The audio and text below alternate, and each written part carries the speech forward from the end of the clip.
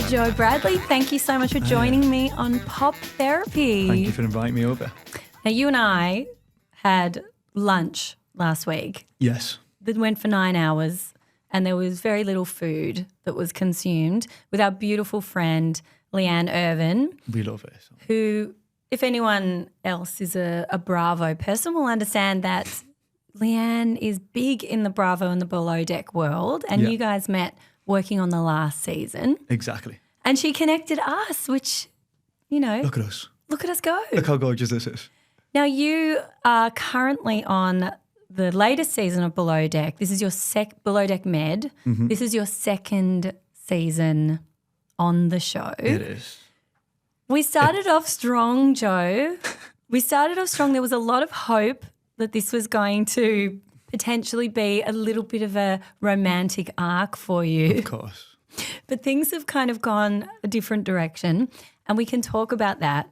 But one of the things I really wanted to talk with you about today was everything that makes you Joe Bradley, because after our 9-hour lunch the other day, I learned so much about you, and we don't see any of that on the show. Mm-hmm. And you have had such an interesting life and continue to have an interesting life. Yeah.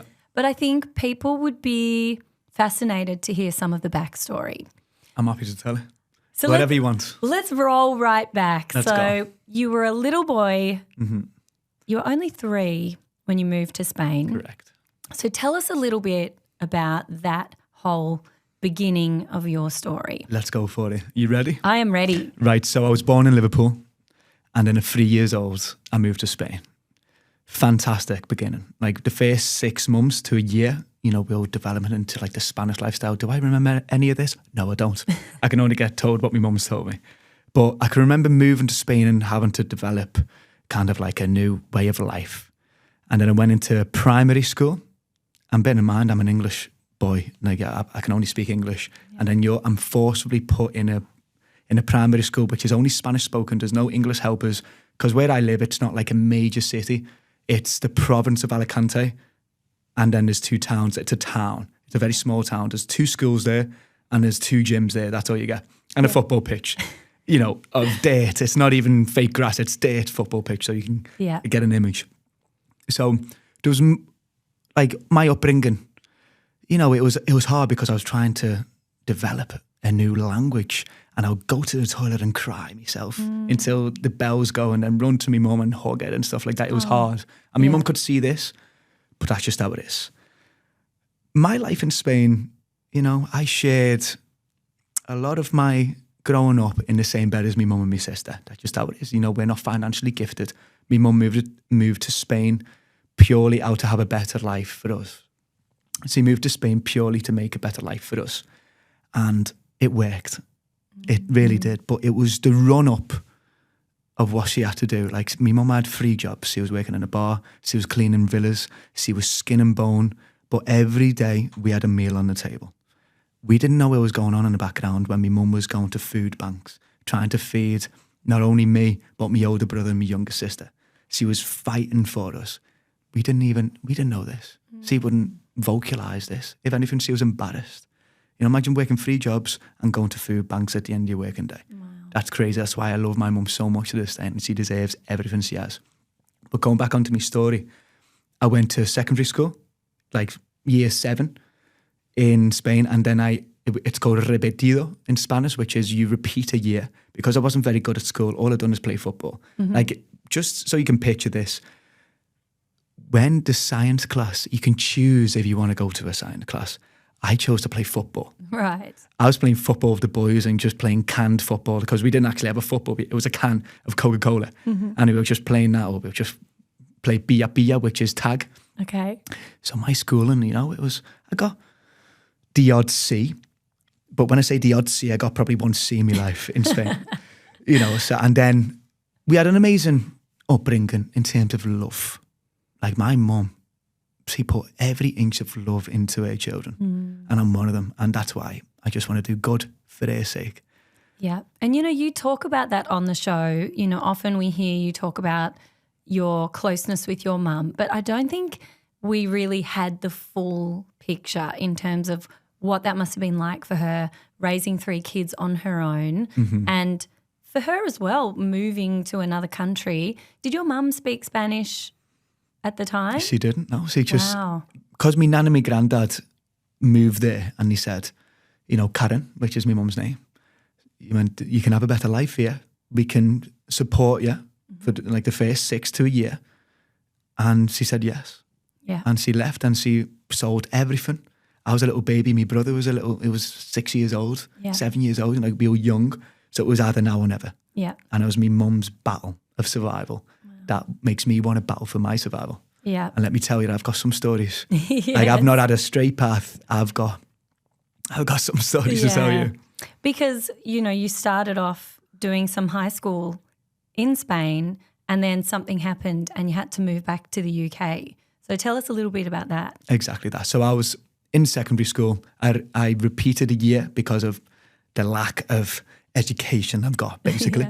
And then the recession hit in Spain, so the financial crisis, and that forcefully moved us back to England. Like, otherwise we'll be on the streets. You know, never mind my mum struggling, working cash in hand, 3 jobs and getting food banks. This crisis messed us up. So within a 3-month period, we have to move back to England. And bear in mind that for me, I know nothing about England. I didn't even have this accent that I'm speaking before you today. You know, I learned this because I moved back. I had a neutral, nice, kind accent, you know. It wouldn't be the Joe Bread that, you know, if I spoke like I did in Spain, you know. And then moving back to Liverpool, England, it was tough. It was tough. But I'm bubbly. You know, I can get along with anyone. So even at the age of 13, you know, I could get along with anyone because I'm okay at football and I play for a football team. And then everyone was speaking in this, like, if you think my accent is strong, go to Liverpool because you will think to speak in some kind of alien language because I'm kind of watered down. Yeah. You know, people call me a plazzy Scouser, which is a plastic Scouser. Oh. Because of how watered down my accent Really? is. Crazy, eh? Wow. And some people don't even understand me, so never mind. People in Liverpool. But yeah, it was adapting to the English way of life. And it's absolutely freezing. I'm used to having summers from that starts in March and it ends in November. That's my summer. Yeah. I'm going to England and I think it was July and I was wearing a raincoat. You know, like it's freezing there. That's why I don't live Melbourne's there. kind of doing the same thing to you right now. Apologies. That's why I've got a jacket on. Yeah. It's summer in Melbourne. Come and visit us. I'm freezing. Yeah. Okay, so you're 13 and you move back to the UK essentially for the first time because you moved away when you were 3. Correct. So what was that like trying to fit in with the boys and the culture there? You had football, but what was your day-to-day life like at school? So I'll go into this. So I didn't have an accent. I'm not going to say I got bullied, but there was a level of, there was a heavy atmosphere because I was different. I don't want to say the words, but I was called Spanish. You know, I had a nickname. I had a few nicknames. I had Justin Bieber here at this point. So like I didn't look the best. I had spots all over me forehead, spots all over me mouth and everything. And I had a Justin Bieber haircut because I thought I was cool. I could play one single note on the guitar. Okay. So I was like, I'm the coolest kid in town, you know. So it wasn't forcefully put on, this accent. It did develop over time, but I would look at myself in the mirror. And I can remember these days when I was 13, 14, 15 of speaking to myself with the accent. Even harsher than now. I was like, how's it going, lad? How are we, lad? Yeah, Sam. So I was practicing an accent that I didn't even have just to fit in with the boys. And then I just developed into what you're listening to today. But at 13 as well, the reason why it was so hard is because, I don't know whether you know, Yana, like I don't know my dad. But I do know my dad. I met him for one single day in my life. And that was hard. Seeing my biological father, knowing what he's done to my mum. And I don't even know the full story of what's happened to my mum. That's why my mum's such a survivor. She's got a book, her own autobiography called Karen Johnson Out of the Corner. And I'm refusing to read it. Really? Because I'm like this with my mum. And I've got such, like I'm on a mission to build an empire. And that empire is basically to get my mum an apartment and so she's financially stable. That's my mission in life. Whatever comes after that, I'll accept. If I read my mum's book and I'll go completely off track. I'm not going to say I'll go and find me dad, but I think I'm going to link into that kind of pathway. I'm in a very good mind frame at the moment. Like I'm on a second season of Below Deck. I'm boating and yachting. I'm doing my own thing. I'm talking to like potential investors to create me up, to have my own company as a yacht. I'm learning how to play the saxophone. There's a lot. Yeah. I'm happy. Yeah. And I said to my mum, as soon as I find my partner of crime, you know, like when I find my partner in crime, I'll read your book when I've got some level of that I've got to fight for someone else. Because right now I can go anywhere in the world. If I want to go to Mexico tomorrow, I would go. Yeah. And how crazy is that? Yeah. So I'm not going to read my mum's book purely Okay. because it'll get me off track. So are you afraid that if you read that, you'll just become so distressed that you'll 100%. need to go and like take vengeance? Oh, 100%. We're talking like Right. any therapy, yes. Right. Okay. Yeah, 100%. Highly recommend it, by the way. Yeah. But, you know, I just find that really interesting because you had so many changes. There was, you know, even moving to another country at the age of 3, that is a big transition on its own. Then, you know, establishing your kind of life and identity as a young Spanish boy, basically, expat, but, you know, Yeah. Spanish. Yeah. And then here we are back in the UK starting again at a crucial time in your life. Like in terms of how we see ourselves, that's the time when your identity is developing. Yeah. And you're trying to figure out who you are, where you come from, where you fit in, what's your place in the world. And then you've got this kind of wrench thrown in with this dad who hasn't been around. Maybe you know some stories by that stage. Yeah. And Very, very minor. yeah. And so then do you feel comfortable kind of talking about what 100%. that meeting with him was like? Yeah, definitely. He's a rat. And I'm so comfortable. But just so to give you a run up, like I'm someone that slept in the same bed as my mum and my sister going through changes, if you know what I mean. And it was hard. You know, your body's developing into a man. Yeah. You're going through puberty. And imagine we in the bed, in the same bed as your brother and your same bed as my mum and my sister. Like, it's hard. And then I went to England and I was 13 years old. I met my dad for the first time and we all touched on that. Just before I tell you this story, I developed weeing the bed again after meeting my dad. But you didn't realise that this was going to affect me. I didn't realise at the time. I got told 2 years ago, do you reckon that's what affected it? And it just clicked. I was like, yeah, of course. It could have been like an inner psychological, Of course. you know, like, and I didn't Yeah. know at this point. So meeting my dad was good because it was needed to meet your biological father. So what happened was he got in contact with whoever. And it was all a blur. It is a bit of a blur, but I know the crucial details of meeting my biological father. He came in a rented car that he claimed that was his. So he was falsifying that he owns an Audi A4. And like, I know my cars. And I was like, oof, Audi A4, that's my dad, you know? Yeah. And then he picked me up, he took me to town. No words were spoken. Bear in mind, it's a 23-minute drive to go into town from me nan's house. No words, not like, how are you, what's going on, whatever. It was 2 hands on the wheel and I was looking up to him and it was an awkward atmosphere. Like, it was dense. And I'm 13 at this point with a random man, Yeah. you know, and he's big, he's grok, he's bald, he's got like this. Basically, he was covering half of my seat at one point. And he's that big, you know. Anyway, we go to town, we sit in Starbucks in Liverpool city centre, and he says, what do you want? I've never had a coffee in my life. So I go, hot chocolate, please. You know, manners from my mum. Brings out this hot chocolate. I can remember it. It's embedded in my brain. This detail doesn't matter, but for some reason, it was the best hot chocolate I've ever seen in my life. Yeah. Because an English hot chocolate in Spain, you just get whatever in a mug. But it was like this tall. Had like every single marshmallow you can ever my imagine. So God. that was the positive experience of the one I'm about to tell you. Yeah. He sits down with his coffee. He goes, give me your hands. We haven't spoken for about 15 minutes. He goes, give me your hands. He's Scottish, by the way. Give me your hands. Something like that.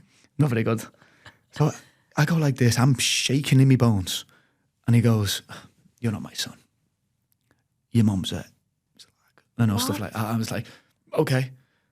And I don't even know what to do with my body. Anyway, I don't even know what I am at this point. This is the second time I've ever been in the Liverpool city centre, meeting my biological father. I'm in a strange environment with a strange man. I'm 13 years old. I've just moved from a different country. What's going on? Anyway, so I'm just drinking me most amazing maybe because I'm trying to focus on how gorgeous this hot chocolate is. I just want to block out the rest. Anyway, he takes me to a Liverpool store and he goes, hold me hand. And I go, okay. So I'm holding this man's hand, walking into a Liverpool store, and he goes, pick out what you want. And I go, okay. So I get a scarf, I get a mug, and he goes, not that much. And I go, okay. And I only picked up a scarf and a mug, for God's sake. It's like £20. Like, Jesus Christ, you've got an Audi A4. Yeah, yeah. Anyway, so I left with a scarf. Yeah. And he took me back to my nan's house, but he has to park at the top of the road because me nan and my mum couldn't bear the fact to see his face for what he's done to me mum. Like, I'll show you a news article after this.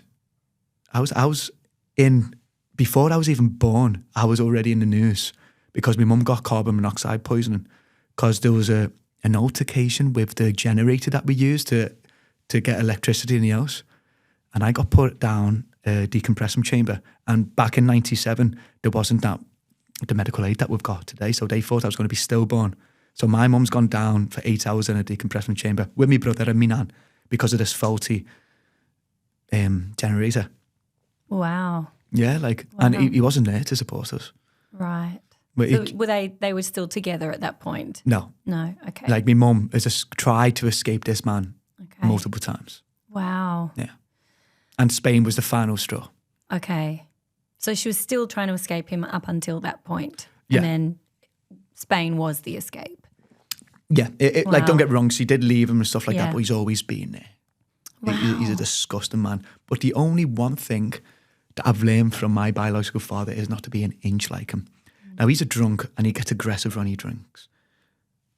I'm the most lovable person. I just want to have the fun and life and like everything's so many colours when I'm drinking. Yes. Like, don't get me wrong, I've made a few bad decisions because that's just me. You've seen. We'll get to that. Yeah, you've seen what happens. But I'm not an aggressive drunk. And I was Yeah. scared. I didn't start drinking until I was about 18 and a half because I was petrified if I had that code in me. You know, Yeah. that genetic code of being aggressive when you drink. So, Yeah. Wow. I mean, that is so much to take in for a little person. First of all, taking your hands and saying, "You're not my son." Then, come with me and I'm going to buy you something, but not too much. And then, like, how was the goodbye? Was it, that's it, a hug and goodbye? At that point, did you think you were establishing a relationship, or did it feel like this was a kind of one-off situation? like, Just like meet the guy and that's it. yeah, like, there was no love, or there was no like, oh my God, this is my dad. Don't get me wrong, I was like, oh my God, this is my dad when I said hello, and I was 5 minutes into the car ride, but as soon as there was silence in what he said, I was like, okay. Because I had a stepdad, and he was we'll go into it, but my grandfather, he was the best father figure anyone can ask for. Like, manners, I've got manners. I'll open up a door, I'll put your seat out, just how it is. I learned that from my granddad. Okay. And then I had, bless his, rest in peace, a stepdad. That's my sister's father. So you can claim that I've got a half sister, but for me, she's my full sister. Yeah. And he shown me, because he was a good part of my life up until he died, unfortunately.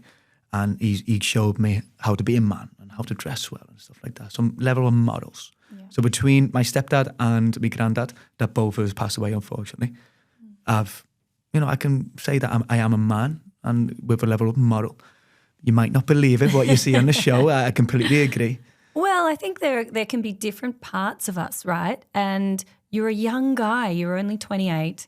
You come across as much older. And I think that maybe, and I know, you're alluding to what we see on the show with how it goes with some of the women. Yeah. But, you are in your 20s and we all make mistakes and have fun and have a good time in our 20s, some of us. So, that I don't think that necessarily makes you an immoral person because the things that you're talking about in terms of the way that you treat your mum and your sister and the way that you value family, and all you are working for at the moment is to make sure that your mum has the life that she deserves. Exactly. And you want to be the one to give that to her. And that all comes from somewhere, right? Yeah.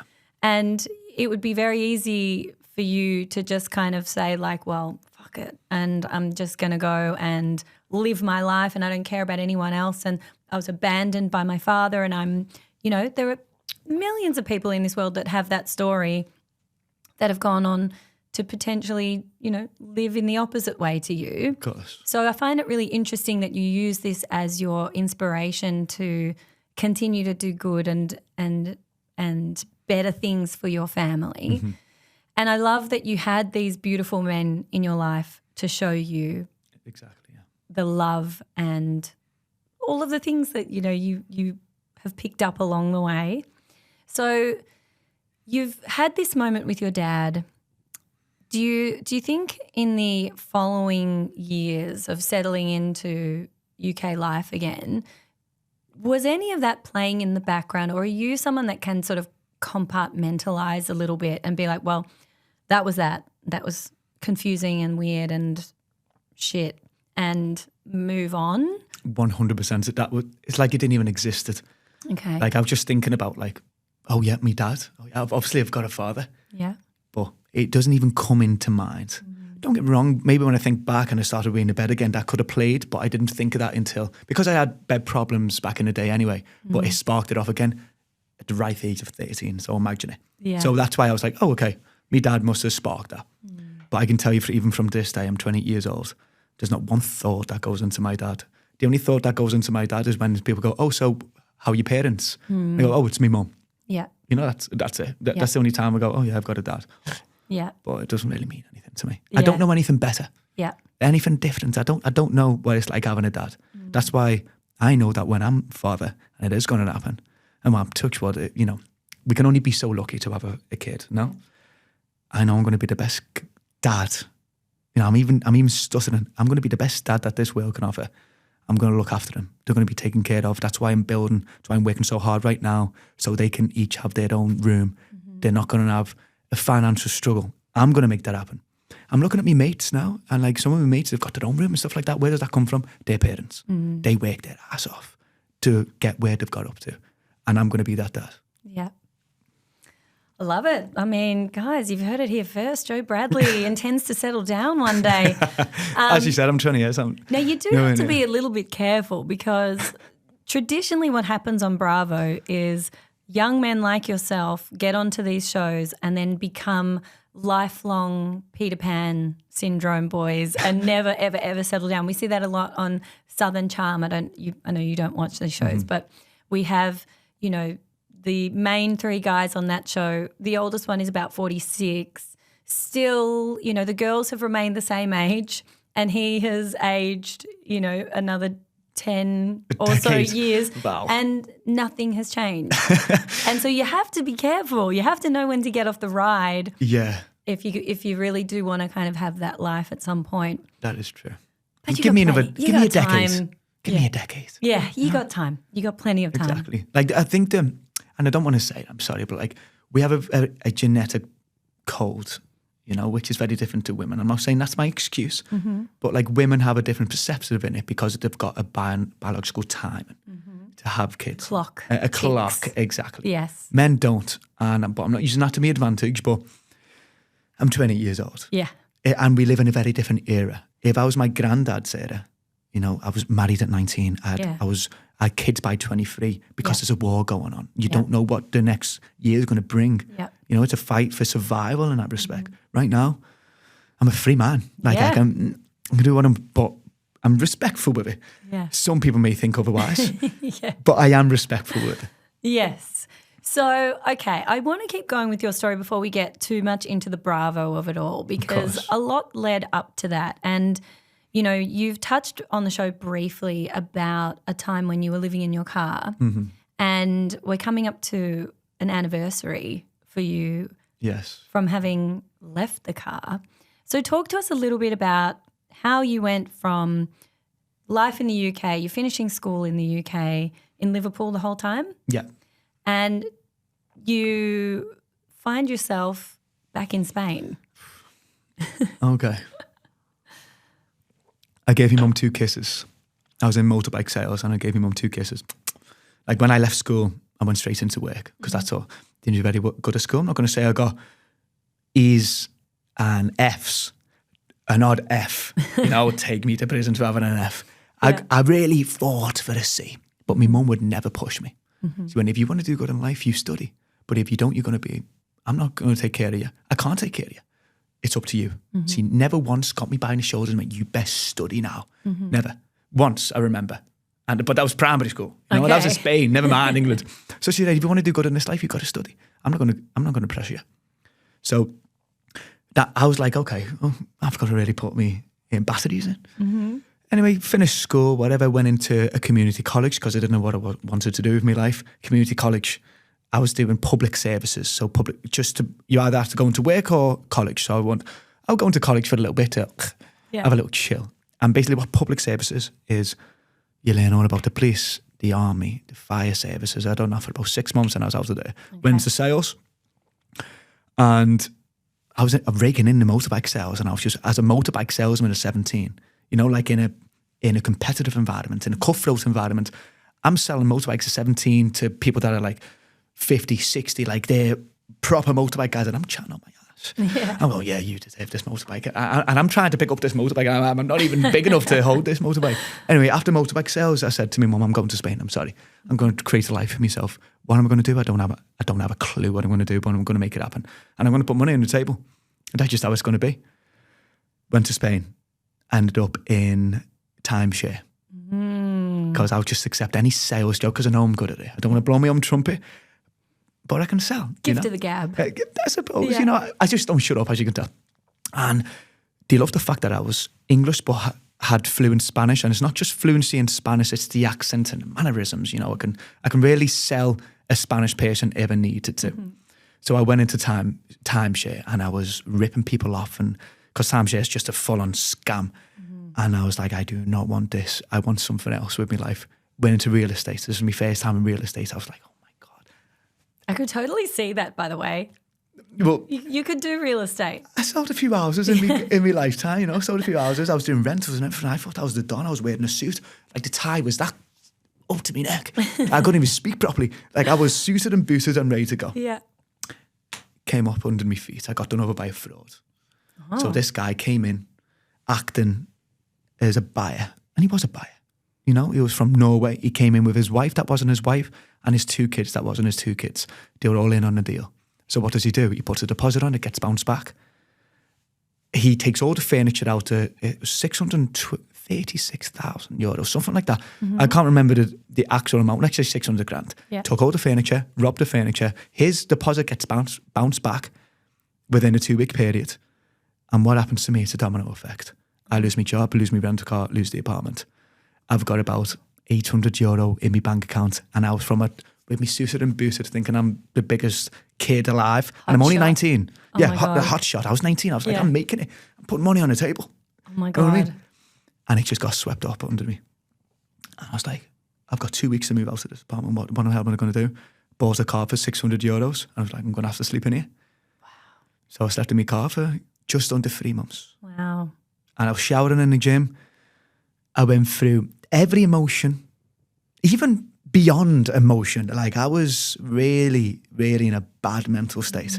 It was horrible. It's the worst part of my life. I'm not going to lie, because I'm not going to lie to you. I'm very open with this, and I communicate, and it's just how it is. I was ready to commit suicide at one point in my life. Like it got so much heavy. Like imagine being hungry for 4 days. Bearing in mind, it's my own fault. I've got very good mates in Spain, like the best mates that I can call my best mates to this day. But I did not reach out because thinking back, I was just a bit egotistical. And I was like, oh no, I had the penthouse apartment, I had the jacuzzi, I was wearing my suit. It was ego. I was 19, for God's sake, you know. Yeah. And 19, just turned 20. Yeah. Because I had my 20th birthday in my car. Oh. Yeah, that was my birthday. I was like this, hungry. Oh no. Yeah, so. But I just want to touch on that point that you made, because I think this is something that is so important for men to hear and to speak about, because men are the most vulnerable group of people at any age in terms of risk of mental health and suicide. And it can turn like that, and it can happen so quickly. The fact that you are thinking you're at like the peak of your career and like life is happening and you're the hot shot, you're making the money, you're going to change your mum's life, and within a heartbeat, it's gone, and you're in your car. To then get to the point where you're thinking like, I don't even want to be here anymore, and is my only option to take my life. And the fact that you didn't reach out to friends, that is like such a classic response from men, especially young men. And I think it is so important that we talk about this and that people realize the most important thing you can do is just to talk to someone. Yeah. And, you know, you have to do that. How did you pull yourself out of that state of mind? The scare of being this close to death and having flashbacks of my mum, my sister and stuff like that. So I'll run through it with you. I just want to touch on the note that you say, reach out. Like if anyone's listening to this now and you're going through anything, reach out. because it's a mistake I didn't do. And I'll tell you right now, sat here before you today, I'm only 28, but I've got life experience. I'll reach out every single day. If I'm going through, just talk it out. Yeah. It's your mum, your brother. It's a random on the street. Yeah. Talk it out. Definitely recommend it. But I can't recommend it because I didn't do it. But Now you can. now I can. Yeah. So in my car, when I got to that level of where I wanted to change, I needed to change because I'm sleeping in my car. I'm nothing. I'm the only food I'm getting is robbing from a supermarket. And I'm just like, oh my God, like I'm worthless. I'm no one. Okay, I've got the love for my mum, but I've failed. You know, so the light on my car has been on for about 4 days. So that means I'm not going to have any diesel. And when my car stops, I can't drive around all over just to waste time. You know, looking for like the odd person that's drinking on the bench and sit with them, whatever. And then I would hide because I think my mates will see me because it's such a small town. I'd hide my car in like off the road into the trees so people don't see me that I'm sleeping in my car. Wow. It's horrible. So I was like on my last I was on like 4 day of it being on the alarm that I need to get diesel. I was like, okay, well, there's a straight road that I remember. I can't even drive down that road anymore. It's in the back streets anyway where I live. No, I can't touch that road because it hurts. But if you go down this road, you can get to 90 miles per hour in fifth gear, easy, boom. And because they were doing a construction site, it's just a massive brick wall and then there's a right to go off. I practiced it once, but I broke off. I was like, okay, I can do this. Wow. Next day, I got closer. I was like, okay, whatever. I was like, this is the last day. This is my last day. I'm done. I was crying. I was looking at pictures of my granddad and my mum. I was fucking, I'm getting a bit emotional right now. To be honest. I was just like, I'm ready. Like, I accepted defeat. Now, looking back now, like, I didn't even live what I've lived now, you know? Yeah. And then there was this one day, I was like, first gear, second gear, fourth, screaming, fifth gear, and the wall's coming closer and closer, the wall's coming closer. I'm just seeing images and stuff like that, and I go, handbrake on, I'm skidding the car, it's going, I turn around, I do a full 180, back, and it just, the airbag, Oh my God. I climb out of the car and I just scream, just screaming. There's no one around. It's out of the way, you know. And I'm lying on the floor and I curl up into a ball and I'm thinking, what? I just can't do this anymore. I was this close and killing myself. Fell asleep. I got woke up by a gardener the next day. I think I slept about 13 hours. Wow. The best sleep I've ever had. Yeah. You know, because I'm sleeping in my car. I actually had a bit of a cushion, you know, which is a few rocks. Yeah. And then it was that moment on. I was like, okay, let's change my life. It's time. So I slept in my car for a couple more days. One of my very good mates today, and I'm going to mention his name, Ryan. He helped me out a lot. I reached out. I was like, Ryan, I can't do this anymore, brother. I need help. He got me in a job in his 24-hour shop because he owns a 24-hour shop. Mm-hmm. And I was working from 12 till 8 o'clock in the morning. So the night shift. Yeah. And then I got to meet the people of the night. Yeah. You know, who I've seen on the bench, but now I'm seeing that I'm selling their alcohol. You know what I mean? Yeah. Which is crazy. I'm like, wow, what a turn of events. Yeah, yeah. Anyway, so from 12 till 8, I'll work in a 24-hour shop.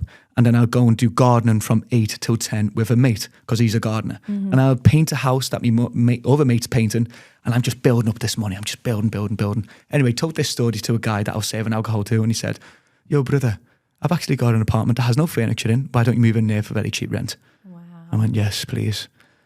So I got the keys to this apartment. It's about this big. Yeah. It's a box. Yeah. And I threw all my clothes on the floor and I slept on a pile of clothes. And I bought myself a mattress, then a bed frame, and then a guitar because it was so quiet. And then a teclado, a little keyboard. Yeah. So bit by bit, built it up, and then I bought a mirror so I can look at myself. I was like, I want to go back into sales. Mm-hmm. So I said to my mate, because it was getting a bit toxic, because I'm not fitted for a 24-hour shop environment. I was losing my mind a little bit. Mm-hmm. 6 months, imagine 6 months in a 24-hour shop and you're not used to that environment. Used to be in sales and stuff like that. You want a bit of a, you know, I want to sell you something. I don't want to give you the alcohol because you asked. Yeah. I want to sell you the alcohol. Yeah, you know? Yeah. We didn't break up, but I was like, Ryan, I'm going to have to find another job. Anyway, I looked for the best dealership that's in my town, which is not the biggest town. We've got 5 dealerships. Mm. Peugeot, Spain. Got the job. I went and walked in and went, I'm going to sell every single car in this dealership, whether you like it or not. You went, okay, let's get it. So I started sales again. And then because I was so ruthless and because I was going to different cities and trying to sell everything, every car, not even on our paperwork, I was selling cars that are in Alicante, 2 cities away. I'm selling to people just to get a sale. And I'm only getting €15 a sale, by the way. Oh, wow. Like €15, but I was like, if I get 30 cars in this month, I'm going to get, like, that pays for my food to the month. And then I can keep the salary, which is only €888. Okay. The minimum wage. So I'm getting €800, but me commission could bring me up to 1,300. 1,300 from sleeping in a car, I'm happy with that. Yeah. So I started to get into this horrible realm of reality again where I'm not calling me mum, I'm not seeing me mates because I'm just focusing on the sales. And I'm like, oh no, not again, you know? Yeah. So I reached out to my mate. Now I'm reaching out. I'm like, bro, what can I do with my life? Because I hate sales now. I hate it. I can't bear the thought of going into work the next day because I was developing some kind of resentment and what am I doing with my life? He said, why don't you take the summer and work with me as a jet ski instructor? I worked that summer as a jet ski instructor and it was the best summer and that's what changed my life to this day. And this is only in 2021. Wow. 2021, working as a jet ski instructor changed my whole life. That's why I'm sat here to this day. It opened me up to the ocean. I only knew the ocean for going to the beach and getting drunk. Now I'm working on it and I'm like, what? And then I can see yachts coming in and out of this port in Alicante, near Alicante, it's Denia. And I was like, people's got to be working on that yacht. How can you have a functionality of a yacht? There's got to be some level of work. There's got to be maintenance and there's got to be a hierarchy because there's captain. Captain can't do everything. So I went up to the yacht with me jet ski. Hey, how can I work on this boat? Captain came down. He was like, oh yeah, this is what you do. So you need the ENG1, SCCW 95 and stuff like that. I went, if I get this, can I work? He went, no, I can't guarantee you the job and stuff like that. Yeah. Anyway, went back, done all my courses. I went to Greece to do me, just like that. I was like, you know what, I'm doing it. So I went out, done my SCCW, ENG1 and my day skipper before I even touched the boat. And I got a job on that boat 4 weeks later.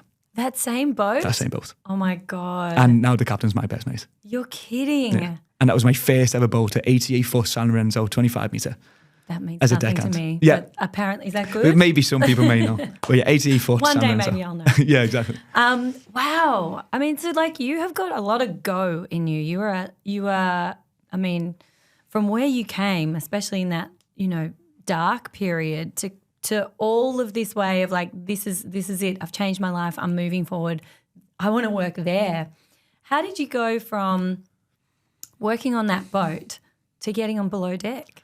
Well, I'll tell you now, just to top on that topic, I've got no security. If I don't make it happen, I'm sleeping on my mum's couch. That's just how it is. And that's going to be my life up until I sort my mum out.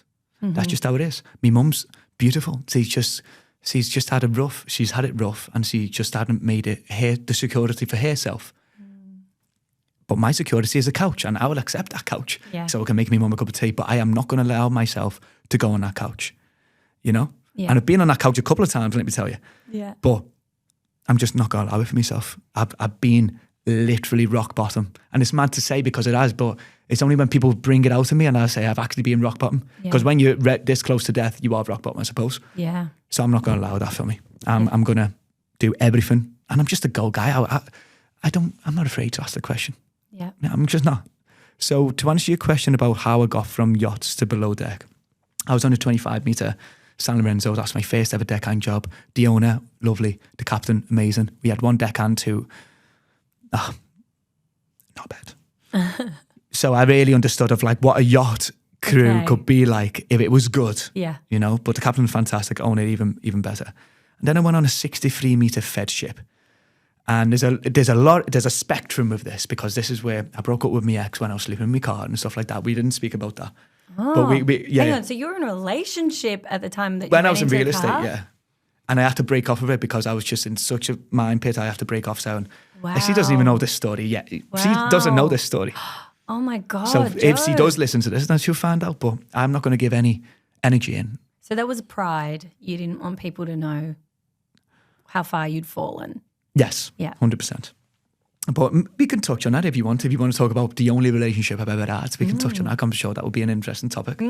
But going into below deck is, I was on a 63 metre fed ship and this was my first proper deckhand job with a 14 crew and it's a working vessel and it's a dual season where I'm crossing the Atlantic and everything like that. showed me what a deckhand and what this life truly is. The life that I live right now, I'm a bosun on a 50 metre. You know, now I've left now to go travelling, but I'm bosun now, and I can say I'm an efficient bosun, and I know everything. I don't know everything. I'm still learning. Every day's a learning day, but I can tell you right now, put me in a bosun's position, and I'll crack it. I'll give it my 100%, and I know if I give it 100%, it's going to turn out okay. Yeah. A few mistakes there and there. Maybe not with the job. Okay. Just what the job brings, if you know what I mean. Sure. The classic Joe Bradley. Correct. Yeah. I'm trying to change out. Yeah. But yeah, I'm just a go. Yeah. Man. And then anyway, Below that got in touch and he went, oh, would you be interested in going on shows like that? This is my second ever boat I've ever been on. I was like, yeah. He went, what do you bring to the table? Well, I like guitar, piano, I dance. And for some weird reason, I get attention from women. Don't ask me why. I was in. So my first ever season was in Greece, you know, and I was like, it's my third ever boat in yachting in this industry that I love, but I've got to risk fast there because I'm doing a bit of research and I'm like, if you don't make it or if you do a bad thing, you're not going to get a job outside of the show. But I'm a risk taker. I'm going to give it everything I've got. I'm going to play every single note I know on the guitar, the piano. I'm just going to give who I am. And don't get me wrong, I made a few bad decisions, okay? I'm not even going to say bad decisions. I was just a bit boisterous. I was just being the Joe Bradley that we know, I suppose. Yeah. But everybody got the same message. Like, I'm here for a good time. Yeah. I'm not trying to sell you the dream. Yes. You know? Yes. And I've always said to my brother and like people in my life, listen, you know, you can do whatever you want as long as you're honest with people. And then if they want to partake, then I suppose they know what they're in for. Exactly. But I know you're referring to, you know, the kind of love triangle, if you will, yes, from your first season. So, I mean, I think that's what's giving you the most attention at the moment, you know, is the relationship with women. Yes. And maybe we'll launch into that a little bit because it is interesting that you had a relationship. How long were you in that relationship for before the car? So I was in a relationship with my first ever girlfriend, and I've never had a girlfriend since. I mean, people think I'm with Victoria, but it's not true. You know, it's a boatman's at most. But a relationship, when I get like how I picture myself going into a relationship, I know I'm very old school. I'll get your hands and I'll say like, you blow me away. You know, can you be my girlfriend? Would you be my girlfriend? And I will be a special occasion. It's not just a hook up on a boat. That's not. Yeah. In my defense, that's just not how it. Anyway. Yeah. So my first ever relationship was about 2.5 years. Okay. You know, we met in. I can't give too much away because I don't want to reveal her identity. Sure. I want to protect her. You know, I'm in a limelight. She's not. Yeah. And I don't want it to be. She couldn't think of anything worse. Okay. You know, I think it's the best thing in the world. So that's where we differed. Yeah. Anyway, I was working with her in a retail store. I moved over to Spain. I was like, I want to make it happen. I'm moving. Yeah. Got a real estate job. She practically moved in with me in Spain. And as the story that I just told you, I ended up sleeping in my car. Wow. And I just wanted to go everything out. Because of this. Yeah. Yeah. To this day, she doesn't know why we broke up. But let me tell you a little fun fact. My second ever boat going to West Palm Beach, in River Beach Marina. This is my first time going on a proper yacht, a proper contract. I'm stuff like I found this job myself. Yeah. Land into West Palm Beach, go to their marina, and I see someone in the distance and I go, no, it can't be. I didn't think anything of it, but my stomach was like that. Anyway, my first day working on this vessel, you know, I'm seeing the boat and I'm meeting all the crew and stuff like that. That night we had a trivia night. Guess who was sat behind me? Who? My ex. We've never spoke about yachting ever. Wow. She was sat behind us. I was with my boat, she was with her boat because it was boat against boat. Wow. She sat there. I've never been to America in my life. My second day ever across the waters. I'm like, what is even going on? Anyway, I was waiting for her to go to the toilet. I was nervous. You know, I was standing on a rock at one point. I was like that. Oh my God. I was like, this does not look manly. So, oh my God. Yeah. Anyway, she came out. Sorting yeah, exactly. I had a t-shirt in and it was ironed. But how much I was fidgeting with it was all wrinkly. I was like, Jesus Christ, man. And she walked out, massive hug, kiss, good smiles, whatever. And we caught up a little bit. But yeah, we just both ended up in the yachting industry. Wow. Yeah. Are you still in touch? No. Oh. But I do wish her well. Oh, okay. It's one of those stories, Joe. It's one of them, like, I done wrong. I don't need to put in the energy. I've got a whole different life now. And even back then when I was with her, I was a bit, I was a suit and but now I'm a bit more relaxed and stuff like that. But I don't need to show that. Okay. You know? Well, I think the thing that people, are coming for you about online and, some of the messages they send you directly are insane. Crazy. Insane. I definitely go onto Reddit and check out what the temperature is No on way, people. really? What are they saying? Oh, Joe, it's like it's all the stuff you would be getting yourself, that you're like the most disgusting man, such a player, you only care about yourself. Because, if we'd just seen the love triangle with Brie and Ellie in your first season, I think people could have forgiven you because, oh my God, you're just having a bit of fun and whatever. Of course. I think where things went wrong for you, we were starting to see this almost a redemption arc. We were saying, oh my God, Joe the romantic, and is Joe turning into like a boyfriend kind of boat guy instead of just the hookup. Even though your words were saying to V, I'm just, this has got an expiration date. This is not. And bearing in mind, obviously, I'm talking about the 42 minutes of edited footage that we see each week, not your actual lived experience. Yep. But I think what we were being sold was this lovely romantic story, and it was so healing because V had been through this terrible loss with her boyfriend having died a year before, and we were coming up to the anniversary, and the anniversary falls on her birthday. And so all of the viewers, who are largely women, would be watching that with the hope that here comes Joe, he's a changed man, he's giving her all this beautiful attention, and this is going to be such a healing time for her. And unfortunately for V, for those that haven't been watching, she became unwell. She's taken off the boat for a few days. And what it looked like, the way they pieced it together for us, was that she left the boat, and the minute her bag was in the van, you turned your attention to Kizzy, and there was a drunken night, and there was a sneaky little off-camera kiss, and then the guilt set in. So I think you had everyone along for the ride until that moment, and everyone was thinking, oh my God, like, wow, he's a changed man. And now, oh, he's exactly who we thought he was. Look at him, like, has, straight away on to the next. And this poor girl is going through such a terrible trauma. Yeah. How could he do it? Yeah. So that is the thing that I think people are hanging you on. Of course. It's what you see. Yeah. You know? Yeah. And of course, as a discerning viewer, I understand that there's, A level. And there's 23 and a half other hours that you are living and working together that we don't get to see. So, I mean, what's your feeling on the way that this story is kind of playing out, and how are you feeling about it all as it's coming out? So based off what you've seen and I've seen, is I'm feeling good. I'm in this whole new journey of my life. Like, I come from nothing. Yeah. And being on a reality TV show and stuff like that, even though I have got this villain arc and stuff like that, I know who I am. I know what I do. I do make the wrong decisions now and again, but I'm just in this reality, my reality of like, oh my God, like, I'm really enjoying it. I do try not to hurt people on the way. Like I do. I even told V, like, if this carries on, like, I am probably going to hurt you because I don't want anything serious, and I feel that you're the relationship type. But she didn't take that. Because she was so like putting it energy on me, I was like, okay, well then this girl understands, but then it turned a bit vicious. And me just being a bit of a like, oh, I'm just bouncing around, doing my job. I've got a gorgeous girl. But let me just tell you, like, I think Victoria is one of the most beautiful people I've actually ever met. And there were true feelings at the beginning.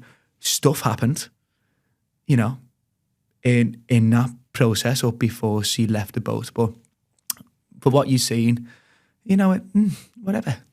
But yeah, she's just an amazing human being. I've got not one bad word to say about her. Yeah. Not one. She's beautiful. Yeah. I'm just not in a mind frame right now to do. Could I have done it better? 100%. 150 million% I could have worked that out. I'm just still got this immature thinking. And I don't want to hurt people. It's not my intention to hurt people on the way, but I have. And watching myself back, I've got a lot of growth to do. And I am going to try. Like, I've seen it now and I'm like, okay, I'm genuinely hurting people here because of my just whatever. Yeah. Because I'm enjoying that level of, you know, I've got a camera down my throat and stuff like that. Like, where the hell am I? I was sleeping in my car 7 years ago. Yeah. Like, imagine, I'm like in a dream world. Yeah.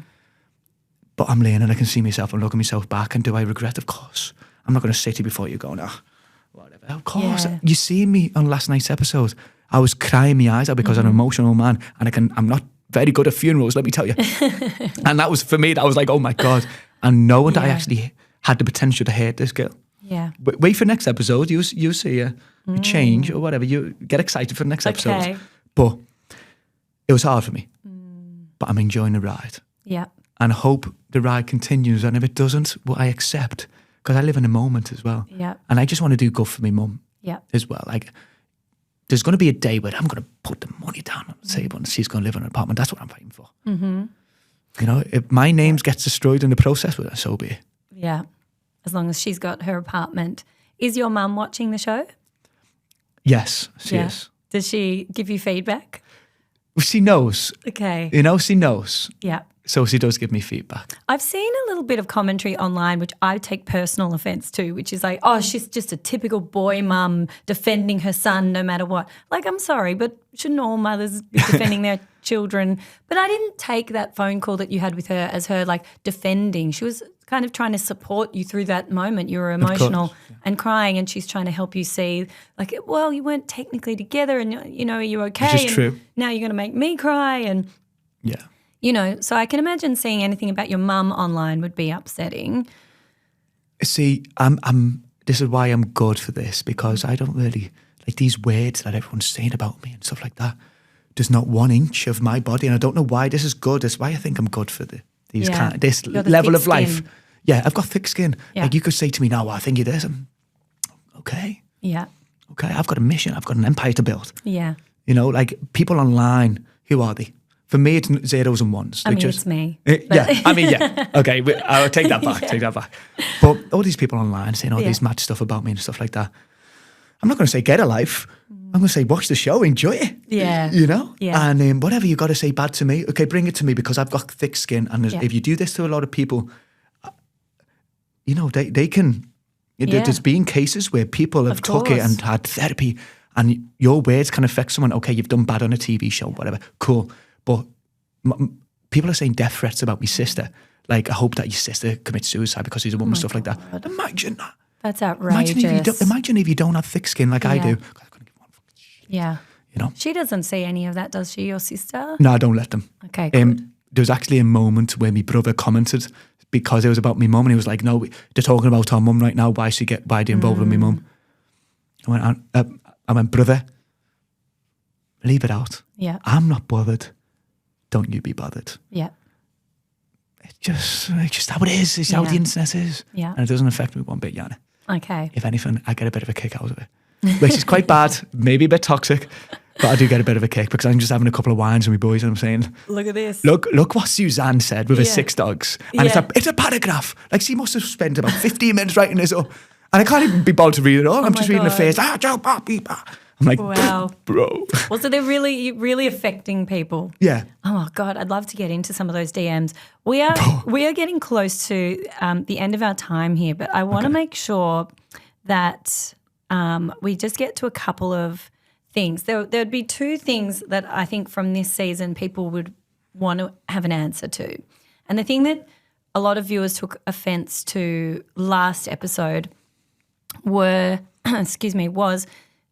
seeing you call Gail a cheater and then saying, oh, but it's completely different with Victoria and me because we weren't together. Mm-hmm. And I think people were saying, yes, but it was implied from the version that we see. It was implied, you know, that you guys had something and that it was a thing. So do you have anything to say to people about that? Most definitely. Yeah. So, okay, I understand the implication, but I'm not with Victoria. Gail was literally with a man texting saying, I love you.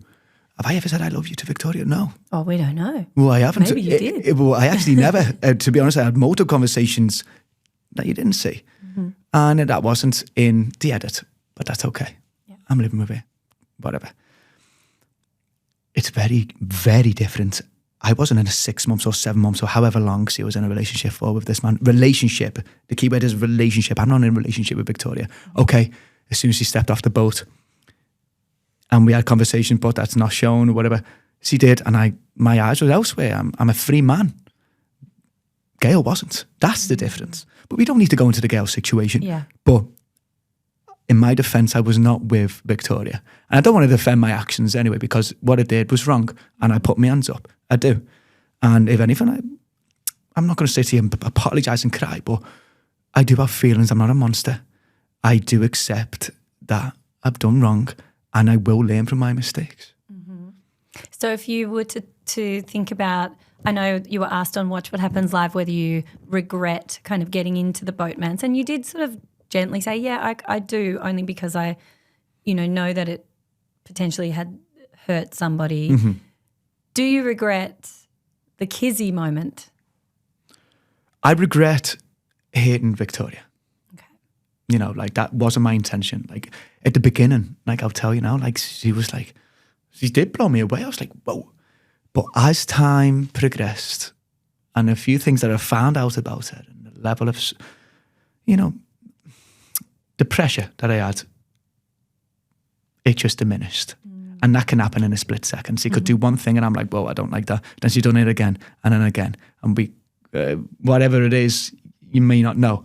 And I was like, okay, I'm actually want to break this off a little bit. And I had that already in my mind. Yeah. She left the boat. I had no